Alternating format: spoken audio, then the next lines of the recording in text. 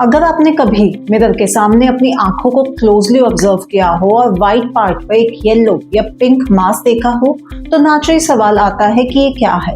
अक्सर लोग इसे इग्नोर कर देते हैं, लेकिन मेडिकली ये कंडीशन पिंगुइकुला या टेजियम हो सकती है। दोनों का रीजन और इफेक्ट अलग होते हैं, इसलिए डिफरेंस समझना जरूरी है। पिंगुइकुला एक नॉन कैंसरस येलोइश डिपॉजिट होता है जो आंख के व्हाइट पार्ट पर डेवलप होता है।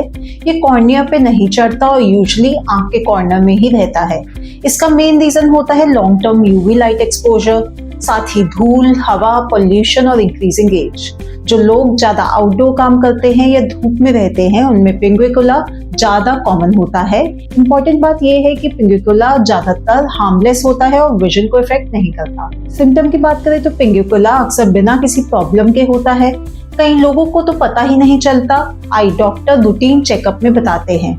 कभी कभी माइल्ड इरिटेशन, ड्राइनेस या फॉरेन बॉडी सेंसेशन फील हो सकती है। अगर ज्यादा धूप एक्सपोजर के बाद ये रेड और पेनफुल हो जाए तो इस कंडीशन को पिंगुइकुलाइटिस कहते हैं। इस स्टेज पर रेडनेस टेम्परेरी बढ़ सकती है, लेकिन विजन पे कोई फर्क नहीं पड़ता। टेजियम थोड़ा सीरियस वर्जन है।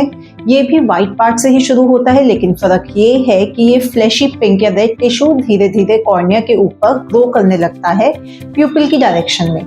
इसे कॉमनली सर्फर्स आई कहा जाता है। जो लोग बीच एरिया में रहते हैं, सर्फिंग करते हैं या जहां सनलाइट वाटर से रिफ्लेक्ट होती है, उनमें टेजियम का रिस्क काफी ज्यादा होता है। टेजियम के सिम्टम्स पिंगुइकुला से ज्यादा नोटिसेबल होते हैं। इसमें आंख में लगातार रेडनेस, इरिटेशन, बर्निंग सेंसेशन और फॉरेन बॉडी फीलिंग हो सकती है। जैसे जैसे ये कॉर्निया पे बढ़ता है, ये इरेगुलर एस्टिग्मेटिज्म कॉज करता है, जिससे विजन ब्लर हो जाती है और नंबर अनस्टेबल लगता है। अगर टाइम पे ट्रीट नहीं किया जाए तो विजन क्लियरली कॉम्प्रोमाइज हो सकती है। सिंपल टर्म में समझे तो पिंगुइकुला एक वार्निंग साइन है कि आंखें यूवी डैमेज फेस कर चुकी हैं, जबकि टेजियम एक प्रोग्रेसिव कंडीशन है जिसमें एक्शन लेना पड़ता है। पिंगुइकुला यूजुअली कॉस्मेटिक कंसर्न होता है, लेकिन टेजियम मेडिकल कंसर्न बन सकता है। ट्रीटमेंट और प्रिवेंशन दोनों कंडीशन में काफी हद तक सिमिलर होते हैं। सबसे इम्पोर्टेंट स्टेप है यूवी प्रोटेक्शन।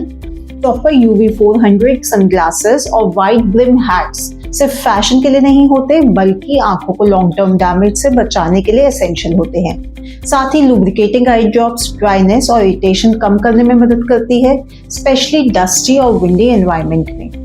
पिंगुइकुला के केस में अगर कोई सिम्टम्स नहीं है तो यूजुअली किसी ट्रीटमेंट की जरूरत नहीं होती। माइल्ड इरिटेशन में आर्टिफिशियल टीयर्स काफी होते हैं। ज्यादा इन्फ्लेमेशन हो तो short term anti inflammatory drops doctor prescribe कर सकते हैं। सर्जिकल रिमूवल सिर्फ कॉस्मेटिक रीजन के लिए होता है और मेडिकली नेसेसरी नहीं माना जाता। टेजियम के केस में अर्ली स्टेज में ड्रॉप्स और स्ट्रिक्ट यूवी प्रोटेक्शन से ग्रोथ को स्लो किया जा सकता है, लेकिन अगर टेजियम कॉर्निया पे काफी आगे बढ़ चुका है और विजन इफेक्ट कर रहा है तो सर्जरी रिक्वायर्ड होती है। तो अधिक जानकारी या आपका कोई सवाल है रिगार्डिंग इस प्रॉब्लम के तो आप हमें कमेंट में पूछ सकते हैं या हमारी हेल्पलाइन नंबर पे कॉल करके फ्री चेकअप बुक कर सकते हैं।